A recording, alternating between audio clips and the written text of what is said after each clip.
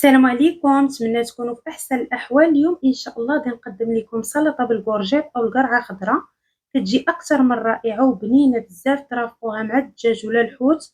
من بعد ما غادي تجربوها غادي تولي دائما معتمده عندكم. كاملين كتبقى لينا القرعه خضراء في الثلاجه وما كنلقاو ما نوجدوا بها، فجبت لكم هذه الطريقه الرائعه.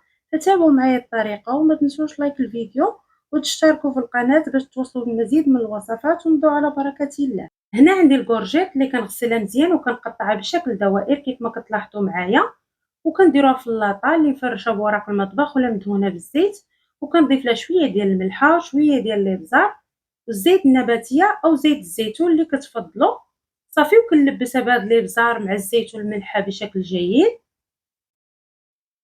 وكنحاولوا نوزعوها في اللاطه كامله بهذا الشكل هذا باش هي كطيب لينا. وكنوضعوها في الفرن اللي سخون مزيان على نار من الاعلى ومن الاسفل حتى كتحمر لينا وطيب لينا الكورجيط ديالنا. في هذه المرحله كناخذوا مقله كندير فيها بصله متوسطه مقطعه هكا رقيقه، وجوج فصوص ديال الثومه محكوكين، وشويه ديال الملحه، وكنضيف الخليط ما بين الزيت النباتيه وزيت الزيتون. صافي وكنحرك كلشي مزيان وكنوضع المقله ديالي فوق النار مع التحريك الجيد حتى كتبان لينا البصله وكتولي بهذا الشكل هذا. في هذه المرحله كنزيد مطيشه او طماطم محكوكه. بالنسبه للكميه ديال الطماطم كتبقى على حسب الكميه ديال الكورجيط، انا درت جوج مطيشات متوسطين محكوكين. صافي وكنضيف التوابل الابزار والكمون والتحمير وشويه ديال الشونيه الحاره او الهريسه. صافي وكنحرك كلشي مزيان. من بعد ما طابت لينا الكورجيط ديالنا كيف ما كتلاحظوا معايا، يعني كطيب لينا بشكل جيد كيف ما كتلاحظوا، راه دغيا كطيب ما كتاخذش منا وقت اللي هو كثير.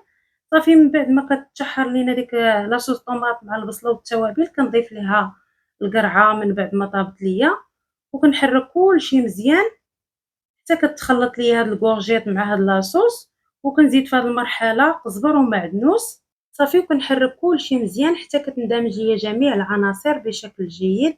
ما تخيلوش معايا هاد السلطه كيفاش كتجي رائعه وبنينه، ترافقوها مع الدجاج ولا مع الحوت.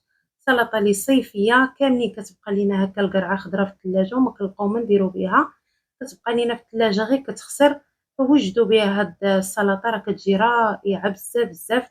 انا متاكده من بعد ما غادي تجربوها تولي دائما معتمده عندكم. ممكن انكم تقدموها بارده او سخونه كتجي اكثر من رائعه وبنينه بزاف، ما تشبعوش منها. فجربوها وشاركوا معايا التجارب ديالكم في صندوق التعاليق. وهنا كنكون وصلنا لنهايه ديال الفيديو، وما تنسونيش من اللايكات ديالكم والتشجيعات ديالكم، والى اللقاء في فيديو قادم ان شاء الله، ومع السلامه.